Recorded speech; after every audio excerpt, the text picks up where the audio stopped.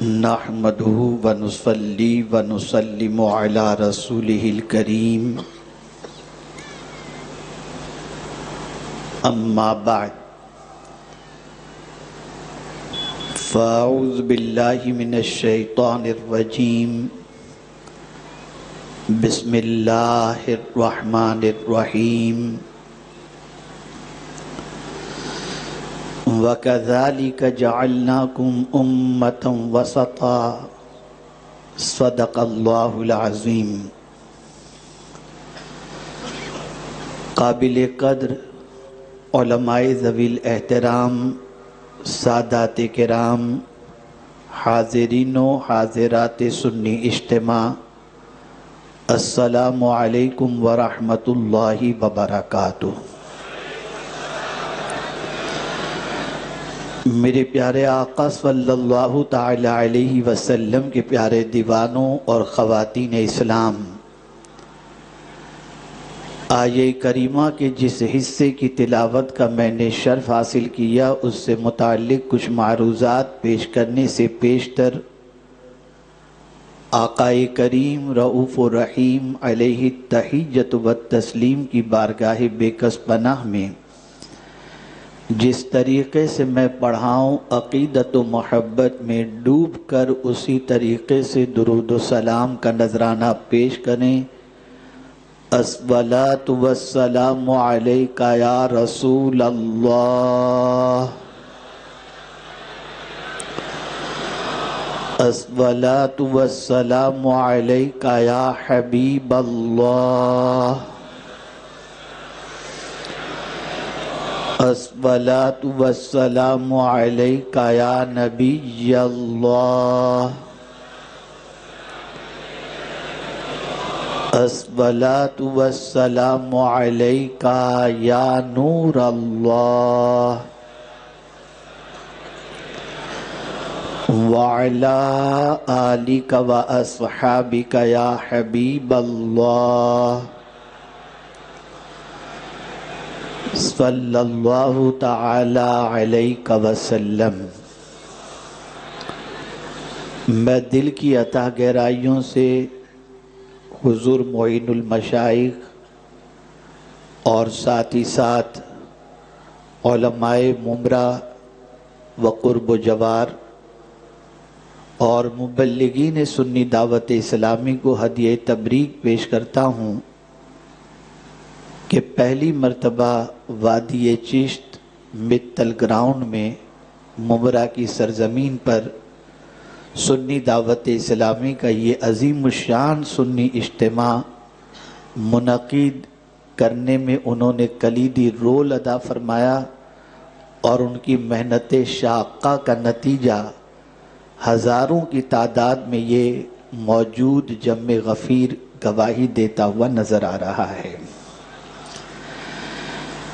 اللہ رب العزت جل جلالہ حضور معین المشائخ اور اسی کے ساتھ ساتھ علماء اہل سنت اور عوام اہل سنت کو دین متین سے وابستگی کے ساتھ دین کی خدمت کی مزید توفیق عطا فرمائے، اور ہم سب سے وہ کام لے جس سے اللہ اور اس کے رسول جل جلالہ و صلی اللہ علیہ وسلم راضی ہو جائیں۔ یقیناً آپ صبح 11 بجے سے بہت ساری مفید باتیں سنتے چلے آ رہے ہیں۔ حضرت مولانا انوار بغدادی صاحب کا پرمغز خطاب، حضور محقق کے مسائل جدیدہ کا علمی فیضان اور فقہی فیضان، حضرت علامہ مفتی زبیر صاحب ان کا خطاب، مبلغین کا خطاب، اور پھر مغرب کے بعد علمی مذاکرہ جو علماء نجمیین نے پیش کیا، اور اسی کے ساتھ ساتھ تھوڑی دیر پہلے جن کا خطاب آپ سن رہے تھے محب گرامی حضرت مولانا سید امین القادری صاحب، یہ ساری چیزیں آپ نے ان حضرات کے ذریعے بہت ساری باتیں آپ نے سیکھی سمجھی، اور انشاءاللہ امید کرتا ہوں کہ آج کے بعد ممرہ کے نوجوانوں کی زندگی میں ایک انقلاب ضرور پیدا ہوگا۔ آج میری گفتگو ایک ایسے ہنر کی طرف آپ کی توجہ کو مبذول کرانے سے متعلق ہے کہ اگر یہ ہنر مسلمانوں میں آ جائے تو مسلمان زوال سے نکل کر عروج کے راستے پر گامزن ہو جائے گا۔ یقیناً قوموں کی تباہی کا جب جب تذکرہ ہوتا ہے تو علمی پسماندگی کے حوالے سے، اخلاقی پسماندگی کے حوالے سے، سیاسی پسماندگی کے حوالے سے، معاشی پسماندگی کے حوالے سے ذکر کیا جاتا ہے اور کہا جاتا ہے کہ یہ قوم اس لیے زوال پذیر ہے کہ یہ ساری چیزیں اس کی زندگی سے دور ہو چکی ہیں۔ علمی اعتبار سے بھی مسلمان کمزور، اخلاقی اعتبار سے بھی کمزور، معاشی اعتبار سے بھی کمزور اور فکری اعتبار سے بھی کمزور ہے، جس کی بنیاد پر یہ قوم زوال پذیر ہے۔ لیکن آج ایک نئے باب کا اضافہ میں کر دوں کہ ہماری قوم کی تباہی کا سبب یا تباہی کے اسباب صرف یہی نہیں ہیں، بلکہ ہماری قوم کی تباہی کے اسباب میں سے ایک بڑا سبب یہ ہے کہ ہم اسراف کے شکار ہو گئے اور ہم نے میانہ روی کو چھوڑ دیا۔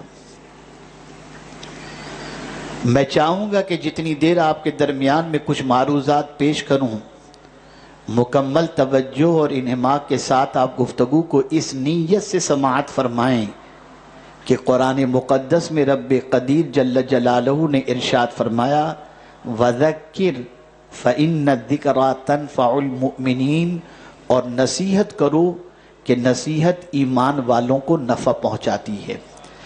اگر نصیحت آپ کو نفع نہیں پہنچا رہی، یا نصیحت پر عمل کا جذبہ پیدا نہیں ہو رہا، یا نصیحت کے مطابق زندگی گزارنے کا حوصلہ آپ کے اندر پیدا نہیں ہو رہا، تو میں یہ کہنے میں حق بجانب رہوں گا کہ کسی حد تک ایمان کمزور ہو چکا ہے، اس لیے کہ میں کوئی اپنے گھر کی بات نہیں، جتنی بھی باتیں آپ کی سماعتوں کے حوالے کرنے کی کوشش کروں گا وہ ساری باتیں یا تو قرآن سے ہوں گی یا انشاءاللہ حدیث سے ہوں گی، تاکہ آپ قرآن و احادیث کے ذریعے کی جانے والی نصیحتوں کو اپنے دل میں جگہ دے سکیں اور اپنی زندگی کو تبدیل کر سکیں۔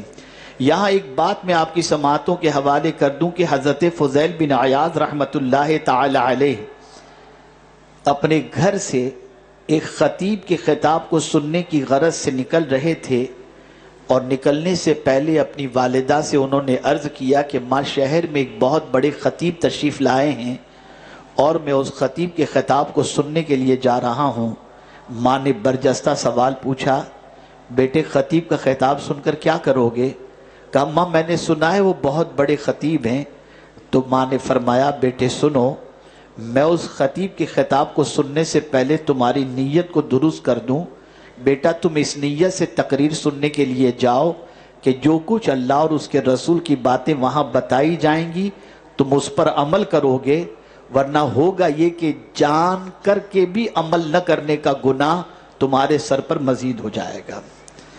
تو میں گزارش کروں گا کہ آج یہ جمع غفیر جو یہاں پر موجود ہے، اپنا من بنائیں، اپنی سوچ بنائیں، اپنی فکر بنائیں کہ یہاں سے جو پیغام آپ کی سماعتوں کے حوالے کیا جائے گا ان پیغام پر عمل بھی کرنا ہے اور اپنی زندگی کو اس کے سانچے میں ڈھالنے کی کوشش بھی کرنی ہے۔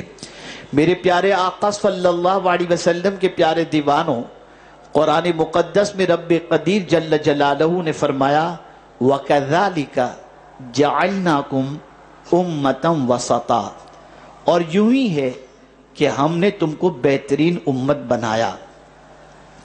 میرے پیارے آقا صلی اللہ علیہ وسلم کے پیارے دیوانوں، اللہ کے رسول صلی اللہ علیہ وسلم کی یہ امت جسے امت مصطفیٰ جان رحمت صلی اللہ علیہ وسلم کہا جاتا ہے، یہ سارے نبیوں کی امت میں سب سے افضل و اعلیٰ امت ہے، بہترین امت ہے، اور اس بہترین اور افضل و اعلیٰ امت کے ہونے کی خبر خود پروردگار جل جلالہ نے عطا فرمائی۔ میرے پیارے آقا صلی اللہ علیہ وسلم کے پیارے دیوانوں، وسط کے معنی درمیان کے ہوتے ہیں، اور یاد رکھیں جو درمیانی چیز ہوتی ہے وہ بڑی اہم ہوا کرتی ہے۔ اسی لیے آقا کریم صلی اللہ علیہ وسلم نے ارشاد فرمایا خیر الامور اوسطها، بہترین کام درمیانی کام ہوا کرتا ہے۔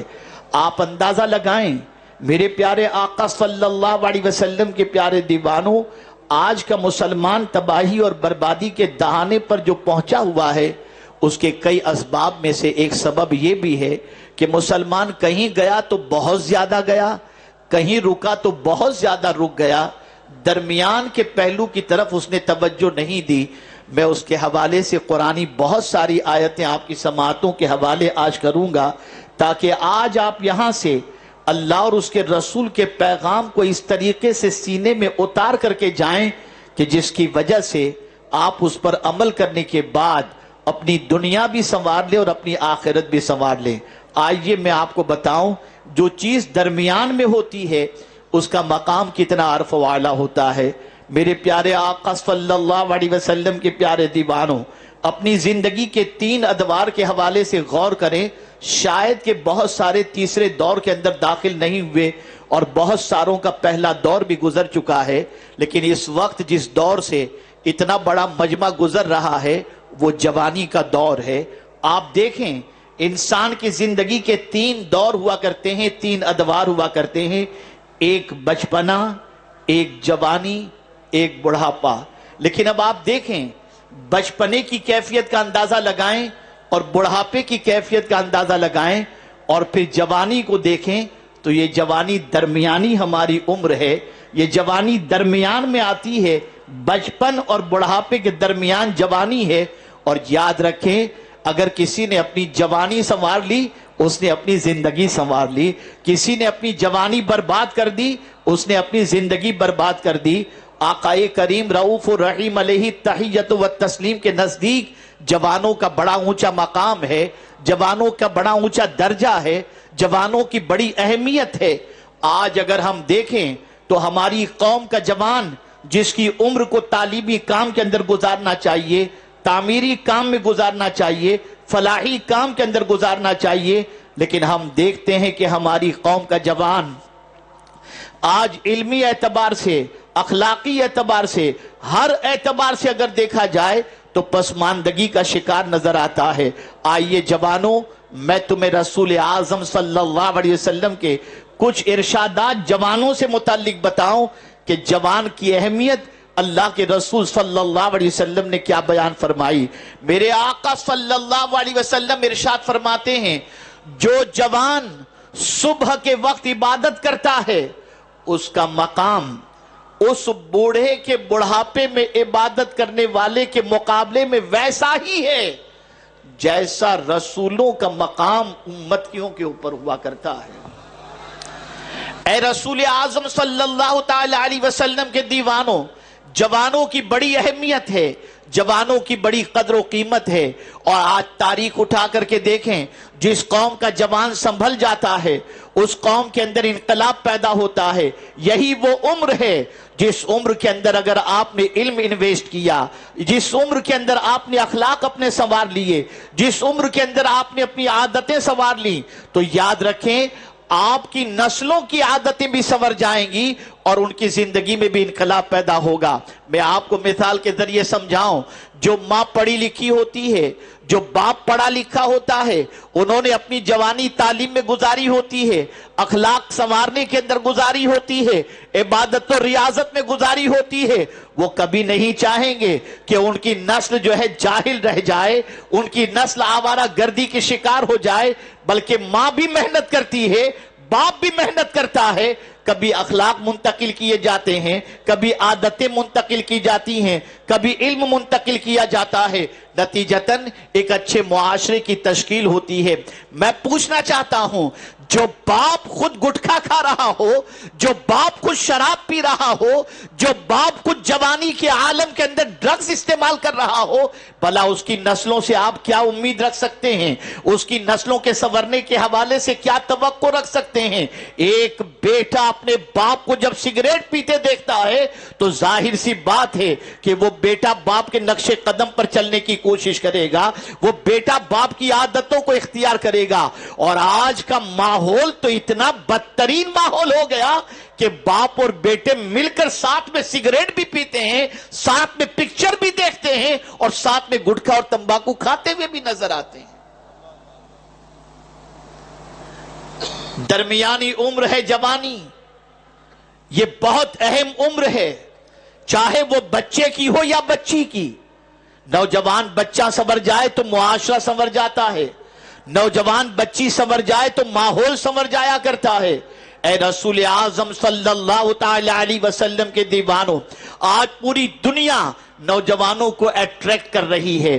جتنے بھی آپ کو ایڈ ملیں گی وہ سب نوجوانوں سے متعلق ملے گی، کپڑوں سے لے کر، پرفیوم سے لے کر، اور کاسمیٹک سے لے کر، ہر چیز کے بارے میں جوان کو متاثر کرنے والی چیزیں آپ کو ملیں گی۔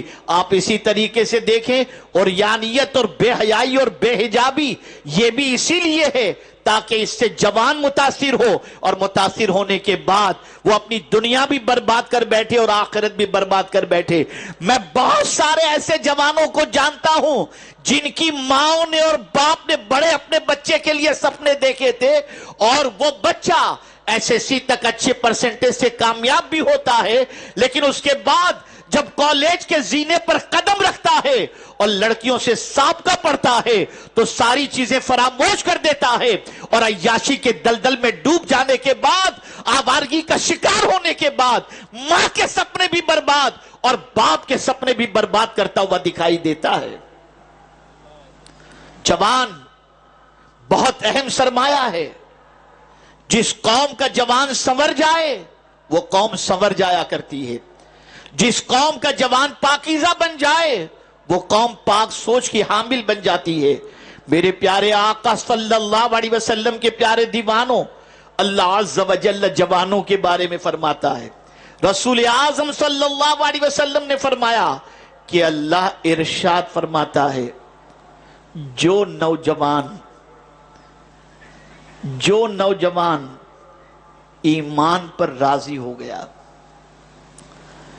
تقدیر پر راضی ہو گیا، اور میری دی ہوئی روزی پر قناعت کرتے ہوئے اس سے راضی ہو گیا، اور خواہشات نفسانی پر کنٹرول، میری خواہش، میری رضا کی خاطر کیا، اللہ عز و جل ارشاد فرماتا ہے اس نوجوان کا مقام میرے نزدیک فرشتوں جیسا ہے، فرشتوں جیسا ہے۔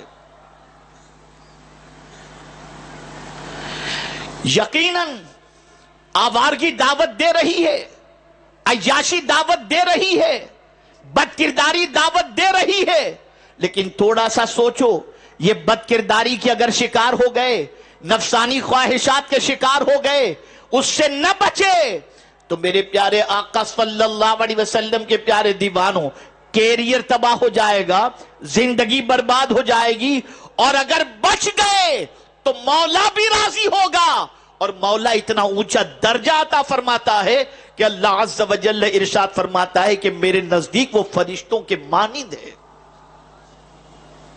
آج ذرا نوجوانوں کو تلاش کر لو، نوجوانوں کی زندگیوں کے اندر جھانک کر کے دیکھا جائے تو ہمارے جوان کہاں جا رہے ہیں، کس طرف جا رہے ہیں، اور تاریخ اٹھا کر نوجوانوں کی زندگی کا جائزہ لو۔ یہ غزوہ احد ہے، رسول اعظم صلی اللہ علیہ وسلم کے رخ زیبا کو دشمنوں نے زخمی کر دیا، اور آقا کریم صلی اللہ علیہ وسلم کے چہرے مبارک سے لہو نکلنے لگا۔ حضرت مالک بن سنان جو نوجوان صحابی تھے، انہوں نے سرکار صلی اللہ علیہ وسلم کے چہرے مبارک سے جب لہو کو نکلتے دیکھا، فوراً اپنا منہ ادھر لے گئے، اور سرکار صلی اللہ علیہ وسلم کے منہ مبارک سے، چہرے مبارک سے نکلنے والے خون کو انہوں نے چوس لیا، اور جب چوس لیا تو اب خیال پیدا ہوا، اس نوجوان صحابی کے دل میں خیال پیدا ہوا، کیا کروں اس خون کو؟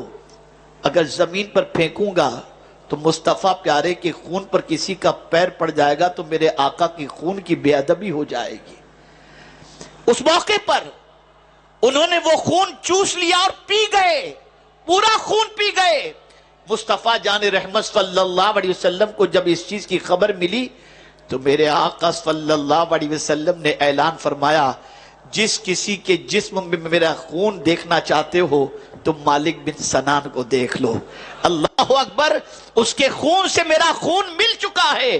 اور اس کے بعد جب یہ ارشاد ان کے کانوں تک پہنچا تو حضرت مالک بن سنان رضی اللہ تعالیٰ عنہ مصطفیٰ پیارے کی محبت کے اندر، بالکل وارفتگی کے اندر، عقیدت کے اندر، محبت کے اندر اس طرح سے دشمنوں پر ٹوٹ پڑے کہ جام شہادت انہوں نے نوش فرما لیا.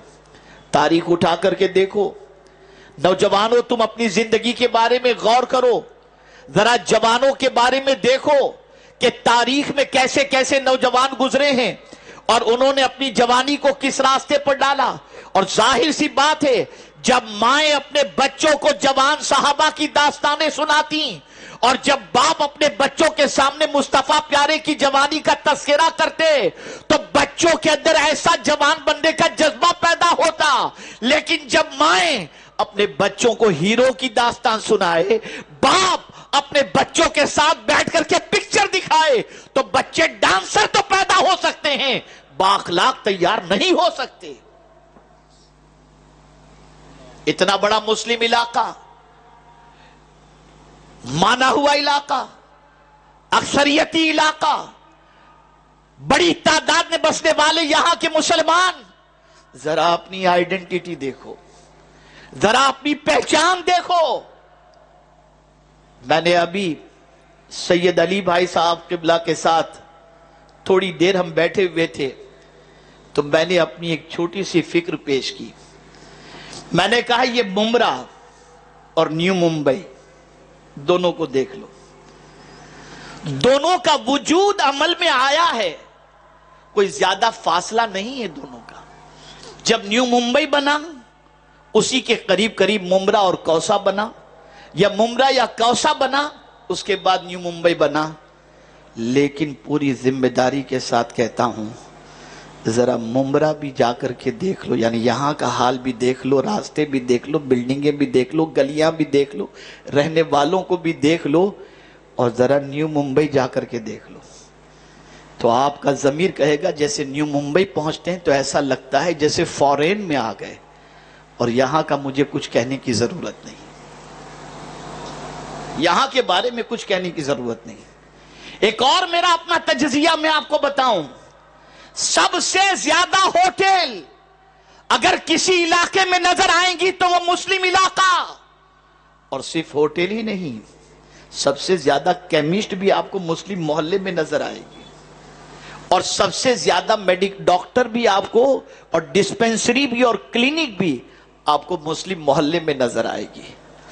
ایک دور تھا ہمارے علاقوں کا کہ ہمارے علاقوں میں لائبریریاں نظر آتی تھی، ہمارے علاقوں میں کتاب پڑھنے والوں کا ذوق و شوق نظر آتا تھا، ہمارے علاقوں میں صفائی نظر آتی تھی، ہمارے علاقوں میں رہنے والوں کو جینے کا سلیقہ آ جاتا تھا. لیکن آج ہمارے علاقے اور ان علاقوں میں بسنے والے نوجوانوں کی پوزیشن، العیاذ باللہ، ہمارے ہی محلے میں رہنے والا بچہ اگر اعلیٰ تعلیم حاصل کر لیتا ہے تو وہ ہمارے قریب بیٹھنا یا محلے میں رہنا پسند نہیں کرتا، وہ علاقہ چھوڑ کے بھاگ جاتا ہے کہ کہیں میری نسل تباہ نہ ہو جائے. اے رسول اعظم صلی اللہ علیہ وسلم کے دیوانوں، وہ کون سی برائیاں ہیں جن کو ہمارے محلوں میں داخل نہیں کی گئیں، اور وہ کون سی برائیاں ہیں جن کو داخل کی گئیں اور وہ برائیوں کو مسلمانوں نے قبول نہ کیا ہو. ہمیں کیا قبول کرنا چاہیے تھا؟ کبھی خیال ہے آپ کو؟ کبھی قرآن کی روشنی میں سمجھنے کی کوشش کی آپ نے؟ ہمیں کیا قبول کرنا چاہیے؟ تو ہمیں تو قرآن نے کہا ما آتاکم الرسول فخذوہ وما نہاکم عنہ فانتہوا، جو تم کو رسول دے اسے قبول کر لو اور جس سے منع کرے اس سے رک جاؤ. حضور جس سے روکتے ہیں ہم وہ کرتے نظر آتے ہیں، اور جو کچھ حضور نے دیا اسے قبول کرنے کے لیے مسلمان تیار نہیں۔ اے رسول اعظم صلی اللہ علیہ وسلم کے دیوانوں، اب آپ میں سے کسی کے ذہن میں یہ بات آ سکتی ہے کہ میں نے جوانی برائیوں میں گزار دی، میں نے اس وقت توجہ نہیں دی، میں نے اپنی جوانی کو خراب کر دی، میں غلط راستے کا مسافر ہو گیا اور میرے دامن پر گناہوں کے بہت سارے دھبے لگ گئے۔ تو اب آئیے میں آپ کو بتاؤں، جوان ہو نا، جوان ہو اور ہو بھی گنہگار، جوان بھی ہو اور ہو بھی گنہگار، اور پھر بھی اگر تم چاہتے ہو کہ اللہ تم سے محبت کرے تو میرے آقا کی حدیث مبارکہ دل و دماغ کے اندر محفوظ کر کے آج اس چیز کا عہد کرو۔ مصطفیٰ جان رحمت صلی اللہ علیہ وسلم ارشاد فرماتے ہیں، اللہ کو جوان توبہ کرنے والا بندہ بہت پسند ہے۔ اگر جوانی داغدار ہو چکی ہے اور پھر بھی تم چاہتے ہو کہ اللہ تم سے محبت کرے تو آج کے اس سپر سنی اجتماع میں اپنی برائیوں سے رشتہ توڑو، چاہے نوجوان لڑکا ہو یا نوجوان لڑکی ہو۔ اگر جوانی داغدار ہو چکی ہے تو گھبراؤ نہیں، ہو چکا جو ہونا تھا، اب بھی میرے کریم نے دروازہ کھولے رکھا ہے، توبہ کا دروازہ کھلا ہوا ہے، اور جب کوئی پلٹتا ہے اپنے رب کی طرف تو میرا مولا اس سے بڑی محبت فرماتا ہے۔ آ جاؤ اس کی طرف، آئندہ گناہ نہ کرنے کے عہد سے آ جاؤ، معاشرے کو پاکیزہ معاشرہ بنانے کی غرض سے آ جاؤ، ممبرا کو ایسا ماحول دو کہ یہاں آ کر بسنے والوں کی زندگیوں کے اندر اسلام چھلکتا ہوا نظر آئے۔ میں آپ کو بتاؤں، ذرا اپنے علاقوں کی زمین کی قیمت دیکھو، اپنے علاقوں کے فلیٹ کی قیمت دیکھو، اپنے علاقوں کے سٹینڈرڈ کو دیکھو، اور ذرا دوسرے علاقوں کا جائزہ لو۔ ہم اتنے سستے ہو گئے، ہمارا محلہ اتنا سستا ہو گیا، ہم جہاں بسیں وہاں کی زمین کی قیمت بھی گھٹ جائے۔ مسلمانوں، اس کی وجہ سب سے بڑی یہ ہے، ہمارا کردار، ہماری لائف اسٹائل، ہماری برائیاں، ہماری آوارگیاں، یہ ہماری زمین کی قیمت بھی بڑھنے نہیں دیتی اور ہماری قیمت بھی بڑھنے نہیں دیتی۔ آج تمہیں عہد کرنا ہوگا، آج تمہیں عزم مصمم کرنا ہوگا، آج سب کو مل کر منصوبہ بنانا ہوگا کہ ہم انشاءاللہ کوشش کریں گے زمین کی قیمت بڑھے یا نہ بڑھے، اللہ کے نزدیک ہماری قیمت بڑھ جائے۔ اس کے لیے سب نے کوشش کرنی ہوگی، سب نے محنت کرنی ہوگی، سب نے عادتوں کو سنوارنا ہوگا، سب نے محلوں کے اندر سے برائیوں کو ختم کرنا ہوگا۔ میرے پیارے آقا صلی اللہ علیہ وسلم کے پیارے دیوانوں، آئیے موضوع کی طرف آتا ہوں۔ میرے پیارے آقا صلی اللہ علیہ وسلم کے پیارے دیوانوں، جو چیز درمیانی ہوتی ہے وہ اللہ کو بہت پسند بھی ہے، وہ بڑی مفید بھی ہے۔ آئیے میں آپ کو بتاؤں، اللہ عقیدے کے اندر بھی چاہتا ہے کہ نہ افراط ہو نہ تفریط۔ اللہ اکبر! آپ دیکھیں، حضرت عیسیٰ کے ماننے والوں نے عقیدے کے سلسلے میں غلو کیا اور عقیدے کے معاملے میں عیسیٰ علیہ الصلوۃ والتسلیم سے متعلق ایسا عقیدہ بنا لیا کہ معاذ اللہ عقیدت میں اتنے آگے نکل گئے کہ ان کو خدا کا بیٹا کہہ بیٹھے۔ اور یہودیوں نے انبیاء کو قتل کر دیا، لیکن اللہ اکبر، مصطفیٰ جان رحمت صلی اللہ علیہ وسلم کے امتی اپنے نبی سے اتنی محبت کرتے ہیں کہ نہ خدا کا بیٹا کہتے ہیں، بلکہ امام عشق و محبت کے شعر میں عقیدے کی درمیانی کیفیت کا تذکرہ کر دوں، لیکن رضا نے ختم سخن اس پہ کر دیا، خالق کا بندہ اور خلق کا آقا کہوں تجھے۔ میرے پیارے آقا صلی اللہ تعالی علیہ وسلم کے پیارے دیوانوں، یاد رکھیں، ایمان کے حوالے سے بھی رسول اعظم صلی اللہ تعالی علیہ وسلم نے جو ہمیں تعلیم عطا فرمائی ہے، وہاں بھی درمیان کی پوزیشن، الایمان بین الخوف والرجاء۔ آپ اندازہ لگائیں، ایمان خوف اور امید کے درمیان کو کہتے ہیں۔ آپ جانتے ہیں میرے پیارے آقا صلی اللہ علیہ وسلم کے پیارے دیوانوں، ایمان خوف اور امید کے درمیان ہوا کرتا ہے۔ اب آپ کو بتاؤں، خوف اور امید یہ کیسے؟ تھوڑا سا سمجھیں، بڑا لطیف نکتہ ہے۔ خوف اور امید،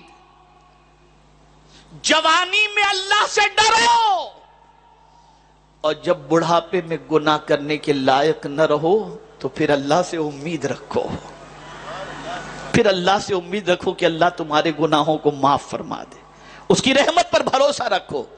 اے رسول اعظم صلی اللہ تعالی علیہ وسلم کے دیوانوں، عبادت کے معاملے کے اندر بھی اگر آپ دیکھیں تو آپ کو پتہ چلے گا رسول اعظم صلی اللہ تعالی علیہ وسلم کی عبادات سے متعلق جانکاری حاصل کرنے کے لیے 3 لوگ امہات المؤمنین کے دروازے پر پہنچے، دولت کدے پر پہنچے، یہ جاننے کے لیے کہ حضور صلی اللہ علیہ وسلم کس طریقے سے عبادت کرتے ہیں۔ توجہ چاہوں گا، غور سے سنیے گا۔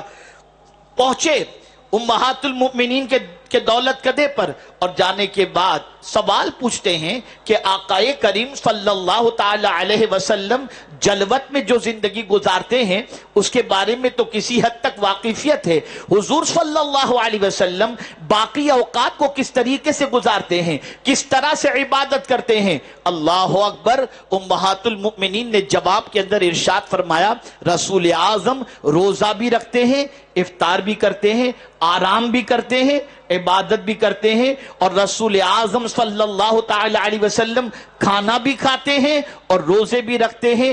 اسی طریقے سے انہوں نے مصطفیٰ جان رحمت صلی اللہ علیہ وسلم کی ایک درمیانہ زندگی کو ان سوال پوچھنے والوں کے سامنے پیش کر دیا، تو تینوں میں سے ایک نے جواب دیا کہ میں تو زندگی بھر ابھی عبادت چھوڑوں گا ہی نہیں، حضور تو اللہ کے آخری نبی ہیں، ان کے لیے تو کوئی معاملہ نہیں ہے، لیکن ہمیں زیادہ عبادت کرنی چاہیے، ہم پوری زندگی عبادت میں گزاریں گے۔ دوسرے نے کہا میں بیوی کے قریب نہیں جاؤں گا، تیسرے نے کہا میں مستقل روزے رکھوں گا۔ توجہ چاہوں گا یہ تینوں عمل کے بارے میں۔ ایک نے کہا بیوی کے قریب نہیں جاؤں گا، عورت کے قریب نہیں جاؤں گا، دوسرے نے کہا میں پوری زندگی روزے کے اندر گزاروں گا، اور تیسرے نے کہا کہ میں عبادت میں اپنی پوری زندگی گزاروں گا۔ آقائے کریم صلی اللہ علیہ وسلم نے تینوں کی باتیں جہاں حضور تھے وہاں حضور نے سن لی، جہاں حضور تھے وہاں حضور نے سن لی، اور پھر حضور تشریف لائے اور ان تینوں سے پوچھا تم کیا کہہ رہے تھے؟ توجہ چاہوں گا، عبادت میں اعتدال، تم کیا کہہ رہے تھے؟ انہوں نے جواب میں کہا یا رسول اللہ صلی اللہ علیہ وسلم میں تو یہ کہہ رہا تھا کہ میں نماز کبھی نہیں چھوڑوں گا، عبادت کے اندر مستقل اپنی زندگی گزارنے کی کوشش کروں گا۔ دوسرے نے اپنی کیفیت بتا دی، تیسرے نے اپنی کیفیت بتا دی، کوئی گناہ کے کام کی بات نہیں کی۔ اب سنیے حضور کیا فرماتے ہیں۔ میرے آقا صلی اللہ علیہ وسلم نے ارشاد فرمایا میں روزے بھی رکھتا ہوں اور کھانا بھی کھاتا ہوں، میں سوتا بھی ہوں اور عبادت بھی کرتا ہوں، میں شادی بھی کیا ہوں، بیوی کے حقوق بھی ادا کرتا ہوں، اور پھر حضور نے فرمایا یہ میری سنت ہے اور جس نے میری سنت سے اعراض کیا وہ میرا ہے ہی نہیں۔ عبادت میں بھی اعتدال، یہ نہیں کہ سب چھوڑ چھاڑ کر مسجد پکڑ لو، یہ نہیں کہ سب چھوڑ چھاڑ کر کے روزے کے اندر لگ جاؤ، نہیں، اعتدال۔ بیوی کو بیوی کا حق دو، بچوں کو بچوں کا حق دو، گھر والوں کو گھر والوں کا حق دو، تجارت کو تجارت کا حق دو۔ اسی طریقے سے آپ دیکھیں جب دنیا اور آخرت کی بات آتی ہے تو یہاں بھی اعتدال کا معاملہ نظر آتا ہے۔ آپ ہر جمعہ کو سنتے ہوں گے مسجد سے مؤذن جو ہے سورہ جمعہ کا آخری رکوع پڑھتا ہوا نظر آتا ہے، اور بہت سارے امام بھی جمعۃ المبارکہ کی نماز کے اندر سورہ جمعہ کا رکوع پڑھتے ہوئے نظر آتے ہیں۔ کیا ہے؟ توجہ چاہوں گا، یا ایھا الذین آمنوا اذا نودی للصلاۃ من یوم الجمعہ فسعوا الی ذکر اللہ وذروا البیع۔ مارکیٹ میں ہو نا، کاروبار کر رہے ہو، تبھی تو وذروا البیع کا حکم آیا۔ اے ایمان والو، جب منادی کی آواز تمہارے کانوں سے ٹکرائے نماز جمعہ کے لیے تو دوڑو اللہ کے ذکر کی طرف، کاروبار چھوڑ دو۔ توجہ چاہوں گا، کاروبار چھوڑ دو، اور کاروبار چھوڑ کر جاؤ کہاں؟ نماز کی طرف جاؤ۔ جب منادی کی آواز تمہارے کانوں سے ٹکرائے چھوڑ دو، نماز کی طرف آ جاؤ، لیکن نماز پڑھ کے مسجد میں بیٹھے مت رہنا۔ نماز پڑھ کر مسجد میں بیٹھے مت رہنا، فَإِذَا قُضِيَتِ الصَّلَاةُ فَانتَشِرُوا فِي الْأَرْضِ وَابْتَغُوا مِنْ فَضْلِ اللَّهِ، اور جب تم نماز ادا کر لو تو زمین پر پھیل جاؤ اور روزی تلاش کرو، یعنی دنیا بھی حاصل کرو، آخرت بھی حاصل کرو، بندگی بھی کرو، روزی بھی کماؤ، دونوں چیزوں کو رکھا گیا۔ ہمارے یہاں اسی لیے رہبانیت ہے ہی نہیں۔ میرے پیارے آقا صلی اللہ تعالی علیہ وسلم کے پیارے دیوانوں، یہ نہیں بتایا گیا کاروبار چھوڑو اور 4 مہینے کے لیے نکل جاؤ، یہ نہیں بتایا گیا ماں باپ کو تڑپتا چھوڑو اور نکل جاؤ، نہیں نہیں، تم ماں باپ کی خدمت بھی کرو۔ اور ماں باپ کی خدمت کی اگر بات آتی ہے تو میرے پیارے آقا صلی اللہ تعالی علیہ وسلم کے پیارے دیوانوں، رسول اعظم صلی اللہ علیہ وسلم نے جہاد جیسے موقع پر بھی جب ماں اور باپ کی بات آتی ہے تو صحابہ سے سرکار نے فرمایا ان کی خدمت کرنا یہ جہاد سے بھی افضل و اعلیٰ ہے۔ اور آج لوگ نکل جاتے ہیں 4.5 مہینے کے لیے اور ماں تڑپتی رہتی ہے، بیوی بلکتی رہتی ہے، کاروبار ٹھپ ہو جاتا ہے، تعلیم کا جنازہ نکل جاتا ہے، یہ ساری چیزیں ہوتی ہیں۔ اسلام نے یہ طریقہ نہیں سکھایا، اسلام نے ہمیں درمیانی طریقہ عطا فرمایا ہے۔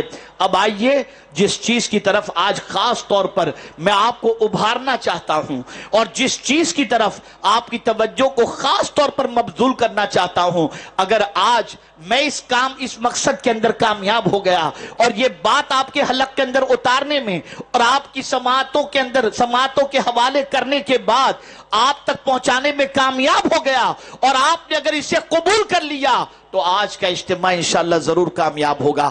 آپ جانتے ہیں ہماری قوم کا مزاج کیا ہو گیا؟ آج ہماری قوم کا مزاج بڑا عجیب ہے۔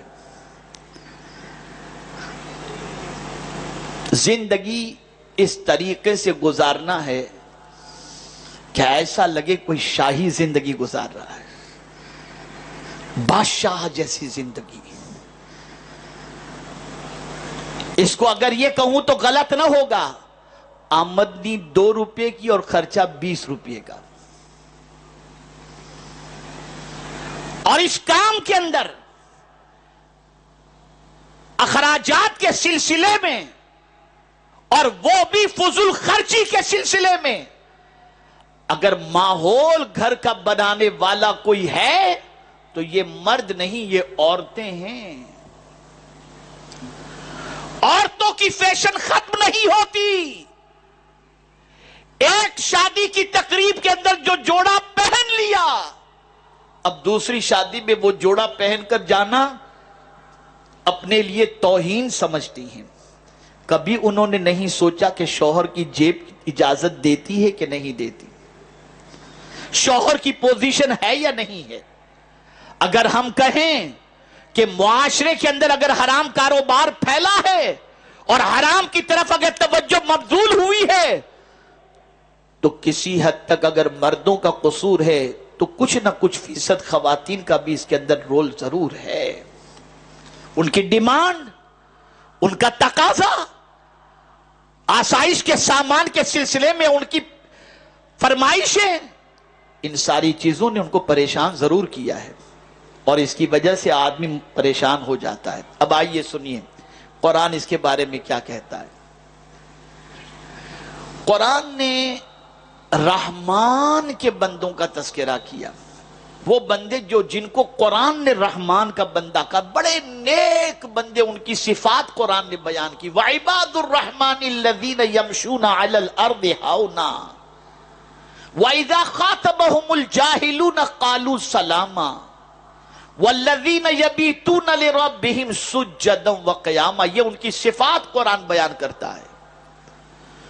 اور اس کے بعد جو صفت کا ذکر قرآن نے بیان فرمایا اسے سنو۔ وَالَّذِينَ إِذَا أَنفَقُوا لَمْ يُسْرِفُوا وَلَمْ يَقْتُرُوا وَكَانَ بَيْنَ ذَلِكَ قَوَامًا۔ جو رحمان کے بندے ہیں وہ جب خرچ کرتے ہیں نا تو اسراف نہیں کرتے، فضول خرچی نہیں کرتے، اور ایسا بھی نہیں کہ بالکل خرچ نہیں کرتے، بلکہ وہ تنگی بھی نہیں کرتے، نہ فضول خرچی کرتے ہیں اور نہ تنگی کرتے ہیں، بلکہ درمیان والی راہ وہ اختیار کرتے ہیں۔ میرے پیارے آقا صلی اللہ تعالی علیہ وسلم کے پیارے دیوانوں، یہاں پر اعلیٰ حضرت عظیم البرکت امام عشق و محبت نے فرمایا، ناحق جگہ پر اپنے مال کو خرچ کرنا یہ ہے اسراف، اس کو کہتے ہیں فضول خرچی۔ ارے میاں اتنا سمجھ لو اور اچھی طریقے سے سمجھ لو، یہ نہ سمجھنا کہ مال تمہارا ہے جس طرح چاہو تم خرچ کرو، نہیں، بلکہ فرمایا گیا وضو میں جتنی پانی کی ضرورت ہے، وضو میں جتنی پانی کی ضرورت ہے، اگر اس سے زیادہ پانی تم نے خرچ کیا تو قیامت میں اس پانی کا بھی حساب تم سے لیا جائے گا، اس پانی کا بھی حساب لیا جائے گا۔ میرے پیارے آقا صلی اللہ تعالی علیہ وسلم کے پیارے دیوانوں، آج اگر ناحق خرچ کے حوالے سے دیکھا جائے، ناحق جگہ پر پیسہ استعمال کرنے کے حوالے سے دیکھا جائے تو ذرا آپ دیکھ لیں، اندازہ لگا لیں تو آپ کو پتا چلے گا۔ آج ہمارے یہاں صرف ممبئی شہر کی شادیوں کے اوپر اگر دیکھا جائے جو خرچ ہوتا ہے، اگر ایک سال شادی میں خرچ جو فضول ہوتا ہے ان خرچوں کو روک دیا جائے اور ان خرچوں کے ذریعے اگر آدمی چاہے تو ہر سال ممبئی کی سرزمین پر ایک کالج تعمیر ہو سکتی ہے، لیکن نہیں، 7 قسم کی روٹیاں آتی ہیں شادی کے کھانے کے اندر، یہ عربی روٹی ہے، یہ لبنانی روٹی ہے، یہ تندوری روٹی ہے، یہ رومالی روٹی ہے، یہ گیہوں کی روٹی ہے، یہ اس کی روٹی ہے، یہ اس کی روٹی، 7 قسم کی روٹیاں تو کوئی کھاتا ہے نہیں۔ کیا کر رہے ہیں آپ؟ کس طرف جا رہے ہیں آپ؟ جس مال کو بے دریغ آپ خرچ کر رہے ہو، یہ مال آپ کا نہیں ہے، یہ اللہ کی امانت ہے، اور اسے اسی طریقے سے خرچ کرو جس طریقے سے اللہ عز و جل نے خرچ کرنے کا حکم عطا فرمایا ہے۔ ڈیکوریشن 60 لاکھ 20 لاکھ اس کا ڈیکوریشن کیا جاتا ہے۔ ذرا سوچو، کل بروز قیامت اللہ عز و جل پوچھے گا، حدیث مبارکہ میں ہے، آقا کریم صلی اللہ علیہ وسلم نے ارشاد فرمایا، جب تک کہ بندہ 5 سوالوں کے جواب نہیں دے گا قیامت کے دن اپنی جگہ سے ہل نہ سکے گا۔ ان میں سے ایک سوال یہ ہوگا، بندہ مال تو نے کہاں سے کمایا؟ من این اکتسب وفیما انفقا، کہاں سے کمایا اور کہاں تو نے خرچ کیا؟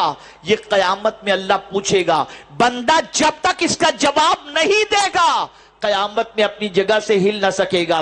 میرے پیارے آقا صلی اللہ تعالی علیہ وسلم کے پیارے دیوانوں، بڑی معذرت سے میں عرض کروں گا، بڑی معذرت کے ساتھ میں عرض کروں گا، آج اللہ ماشاءاللہ شادی میں شاید ہی کوئی ایسا ہو جو قرض کے بوجھ تلے دبا ہوا نظر نہ آئے۔ ایک شادی کرنی ہے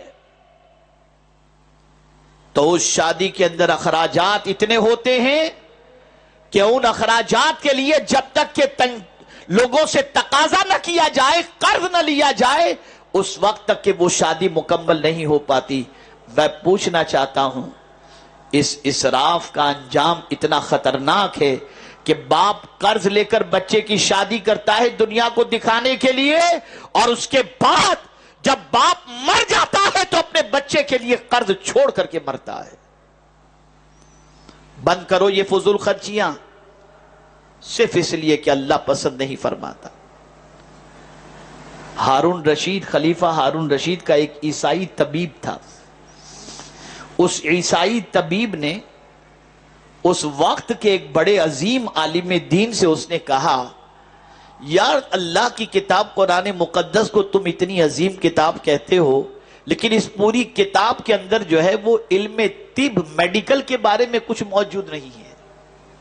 توجہ چاہوں گا، اس قرآن کے اندر میڈیکل کے بارے میں، علم طب کے بارے میں کچھ بھی نہیں ہے۔ اس عالم دین نے جواب دیا، غور سے سنو، اگر بات سمجھ میں آ جائے تو انشاءاللہ زندگی سنور جائے گی۔ اس عالم دین نے جواب دیا، میں پوری آیت بھی تم کو نہیں بتاتا، تم جو علم طب کی بات کرتے ہو نا، آدھی آیت میں اللہ نے پورا علم طب رکھ دیا ہے، آدھی آیت میں۔ وہ چونکا، اور اس عیسائی طبیب نے کہا آدھی آیت میں؟ کہا ہاں۔ کہا سناؤ؟ کہا قرآن کہتا ہے کلو وشربو ولا تسرفو، کھاؤ پیو اور اسراف نہ کرو۔ جیسے ہی اس نے یہ سنا، کہنے پر مجبور ہو گیا کہ جس قرآن کے اندر اللہ نے اتنی عظیم بات کہی ہے کہ کھاؤ اور پیو اور اسراف نہ کرو، یہی تو سب سے بڑا مسئلہ ہے کہ انسان ضرورت سے زیادہ کھا لے تو بیمار ہو جاتا ہے، اور فضول کی وجہ سے بہت ساری بیماریاں اس کے اندر جنم لیتی ہیں۔ لیکن قرآن کا یہ فیصلہ اپنی جگہ پر صحیح ہے، اور یقیناً اس کے اندر علم طب موجود ہے۔ آقا کریم صلی اللہ علیہ وسلم نے اسی لیے ارشاد فرمایا، جب بھوک لگے تب کھاؤ، اور جب بھوک باقی ہو تو ہاتھ کو کھینچ لو، انشاءاللہ کبھی بیمار نہیں پڑو گے۔ یہ میں اپنی طرف سے عرض کرتا ہوں، لیکن اس چیز پر عمل کرنے کی وجہ سے انشاءاللہ بیمار نہیں پڑو گے۔ لیکن حضور نے یہ فرمایا جب بھوک لگے تب کھاؤ، اور جب بھوک باقی ہو تو کھینچ لو۔ یہ نہیں کہ اتنا کھا لو کہ 7 اپ کا دھکا مارنا پڑے اندر اتارنے کے لیے۔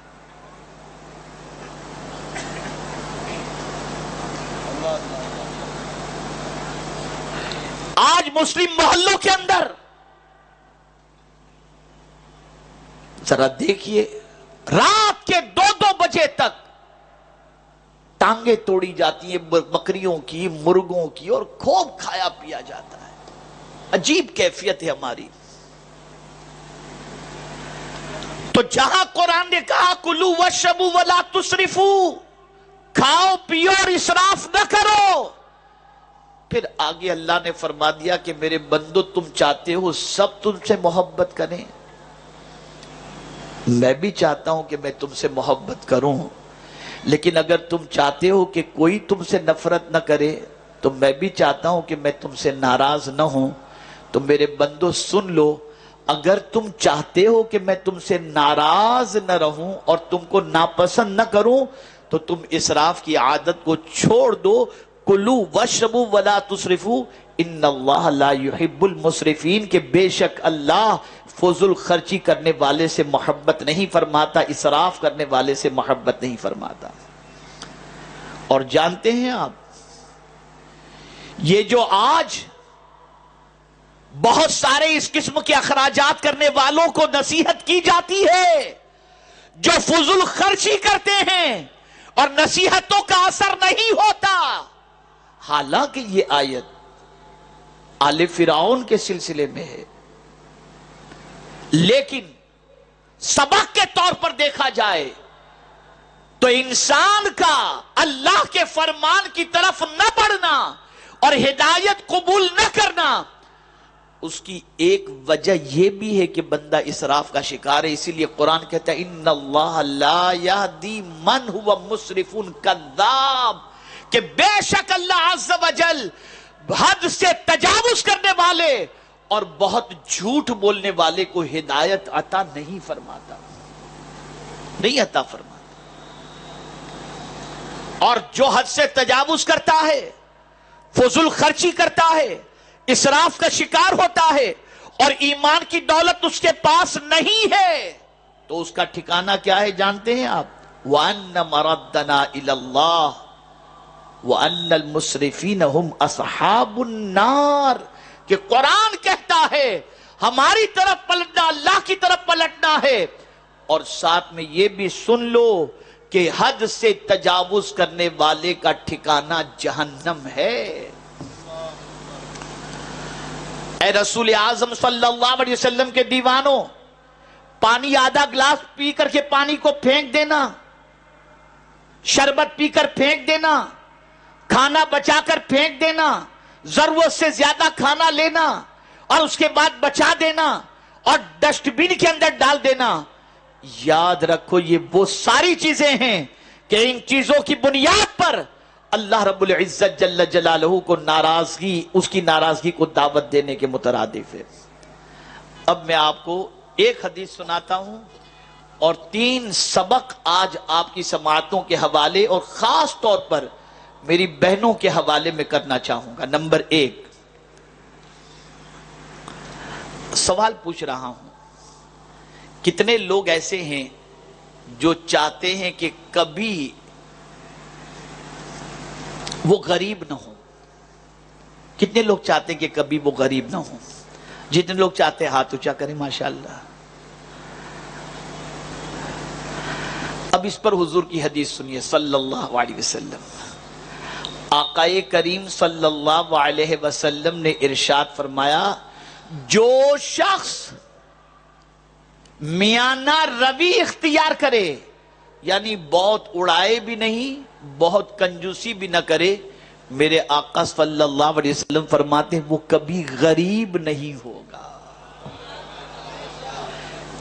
وہ کبھی غریب نہیں ہوگا۔ یہ حضور کا فرمان ہے۔ اب مصیبتیں آتی ہیں، دعا کرتے ہیں۔ اب یہ 3 باتیں بس آخر میں عرض کر دوں، میری بہنیں بھی سنیں، آپ بھی سنیں، اور یہ سبق یہاں سے لے کر کے اٹھیں۔ مصیبت آتی ہے تو دعا کے لیے ہاتھ اٹھتے ہیں کہ نہیں اٹھتے؟ جواب دیجیے گا۔ اتنا بڑا مجمع ہے، میں آپ کا جواب سننا چاہوں گا تاکہ میں سمجھا سکوں، مجھے لگے کہ میں آپ کو سمجھا رہا ہوں اور آپ سمجھ رہے ہیں۔ مصیبت آتی ہے تو ہاتھ دعا کے لیے اٹھتے ہیں کہ نہیں اٹھتے؟ اٹھتے ہیں نا۔ کیا سمجھ کر اٹھتے ہیں؟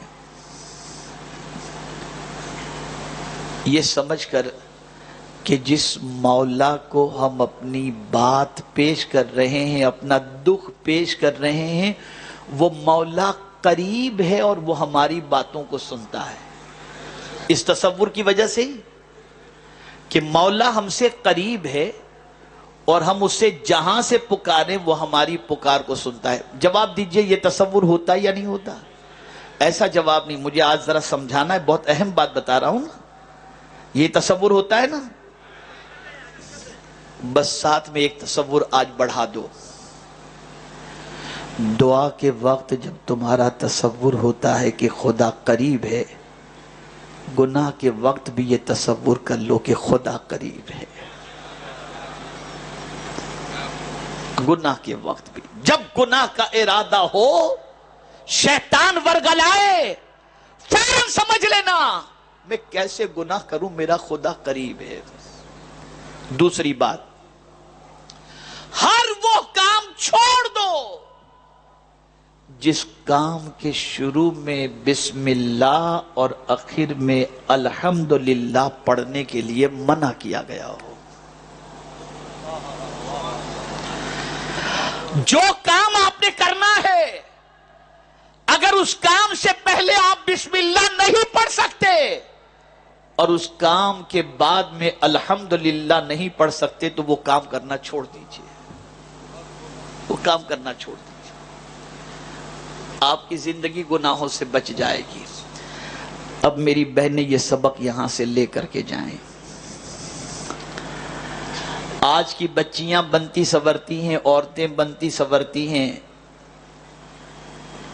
کہ کوئی مجھے پسند کرے، شوہر پسند کرے، یہ ایک سوچ ہوتی ہے، میں اچھی طریقے سے رہوں، میرا شوہر مجھے دیکھ کر کے خوش ہو جائے، اچھی چیز ہے، اور شوہر ہی کے لیے بننا سنورنا چاہیے، دوسرے کے لیے تو سنورنا نہیں چاہیے۔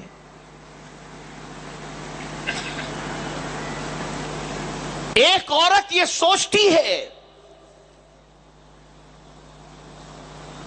کہ میرا شوہر مجھے پسند کرے، یا اگر غیر شادی شدہ لڑکی ہے تو وہ کبھی رشتے کے سلسلے میں بن سنور کر رہتی ہے، اور اس کے لیے حکم بھی ہے کہ گھر میں جب رہے تو اچھی طریقے سے رہے کہ کبھی بھی کوئی مہمان آ جائے تو وہ اتنی گندی نہ ہو کہ دیکھ کر کے اس سے گھن پیدا ہو، بلکہ ہمیشہ جوان لڑکی کو اچھی طریقے سے گھر میں رہنا چاہیے کہ کبھی بھی کوئی آئے تو دیکھ کر کے اس کی آنکھوں کو ٹھنڈک ہو، اور اگر وہ اپنے بچے کا رشتہ کرنا چاہے تو کر سکے۔ لیکن آج میں آپ کو بتانا چاہوں گا کہ ہم ہر چیز کے بارے میں سوچتے ہیں کہ فلاں کو پسند، فلاں کو پسند، فلاں کو پسند۔ اب آج میں اپنی بچیوں سے اور بہنوں سے کہوں گا، کہ ذرا آج میں تمہیں بتاتا ہوں اللہ کن عورتوں سے محبت فرماتا ہے، کیسی عورتوں سے اللہ راضی ہوتا ہے۔ عورت کس حال میں ہو تو اللہ اس سے راضی ہو جائے، تو فرمایا گیا عورت جب با پردہ ہوتی ہے تو اللہ اس سے راضی ہو جاتا ہے۔ اس عورت کو وہ عورت اللہ کو بہت زیادہ اچھی لگتی ہے جو عورت با پردہ رہتی ہے۔ آج اگر ماؤں کی دعائیں بچوں کے حق میں قبول نہیں ہوتی، اس کی وجہ بے پردگی ہے۔ تاریخ اٹھا کر کے دیکھو کہ جب بارش نہیں ہوتی تھی تو با پردہ خاتون کے دوپٹے کا دھاگا لے کر کوئی اللہ کی بارگاہ میں دعا کرتا تھا تو اس دھاگے کی وجہ سے اللہ بارش کو نازل کر دیا کرتا تھا۔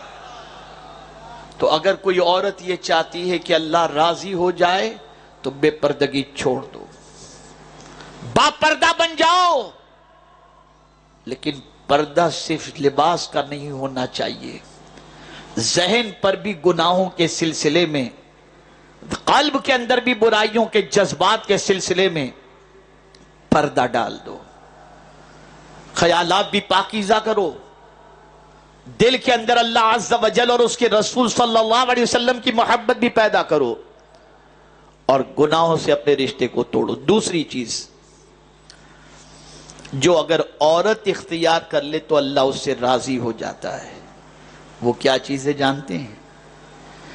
وہ شادی شدہ عورت جو اپنے شوہر کی غیر موجودگی میں اس کے مال اور اس کی عزت کی حفاظت کرتی ہو، کوئی اسے کچھ بھی کہے مولا اسے نیک عورت فرماتا ہے۔ فَالصَّالِحَاتُ قَانِتَاتٌ حَافِظَاتٌ لِلْغَيْبِ بِمَا حَفِظَ اللَّهُ۔ اور ایسی عورت کو اللہ عز و جل، ایسی عورت سے اللہ راضی ہوتا ہے۔ اور اس عورت کا مقام کیا ہے جانتے ہیں؟ وہ ان چیزوں کا خیال بھی کرتی ہے، شوہر کی غیر حاضری کے اندر شوہر کی عزت اور مال کی حفاظت بھی کرتی ہے، اور شوہر اس سے راضی بھی ہے، تو نمازی جائے گا جنت کے اندر باب الصلاۃ سے۔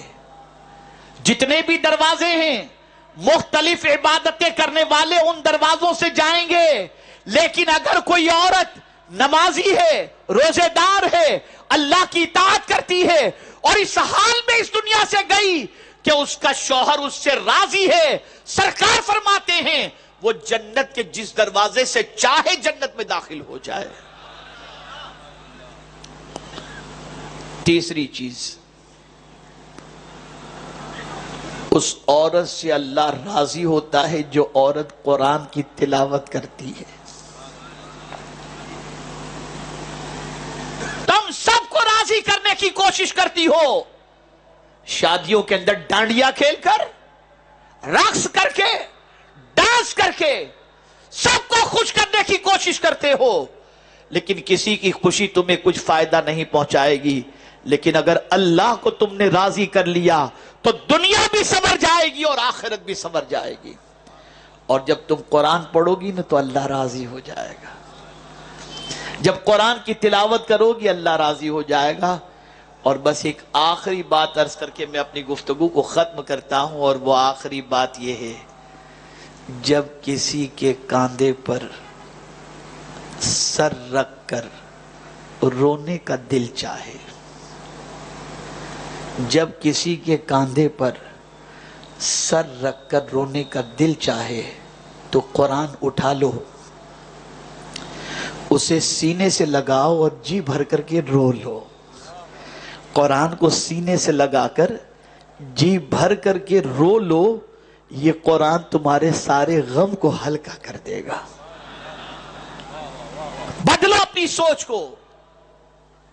یہ اجتماع نہ تحریک کی ناموری کے لیے ہے اور نہ کوئی دھاک بٹھانے کے لیے ہے، یہ اجتماع صرف اس لیے ہے وہ لوگ جو اللہ اور اس کے رسول کی تعلیمات سے دور ہو کر اسراف، فضول خرچی اور بے تحاشا گناہوں میں جو ڈوبے ہوئے ہیں ان کو وہ سبق یاد دلایا جائے جس سبق کو یاد کرنے کے بعد اور اس سبق پر عمل کرنے کے بعد دنیا بھی سنور جائے اور آخرت بھی سنور جائے۔ میں امید کرتا ہوں کہ آج یہاں سے اس اجتماع سے سنی دعوت اسلامی کے اٹھ کر جانے والا بندہ یا بندی اپنی سوچ میں ضرور تبدیلی پیدا کریں گے اور ساتھ ہی ساتھ اپنی زندگی کو ایک نئے انداز سے شروع کرنے کا عزم کریں گے۔ اور اگر میری باتیں آپ دل و دماغ کے اندر آپ نہیں اتارتے اور اس پر عمل کا جذبہ پیدا نہیں ہوتا، جیسے تھے ویسے ہی رہتے ہو، تو اس میں نہ میرا قصور ہے نہ آپ کا قصور ہے، اس لیے کہ اللہ عز و جل کے ارشاد کا فائدہ تو اسی کو پہنچتا ہے جو ایمان والا ہے۔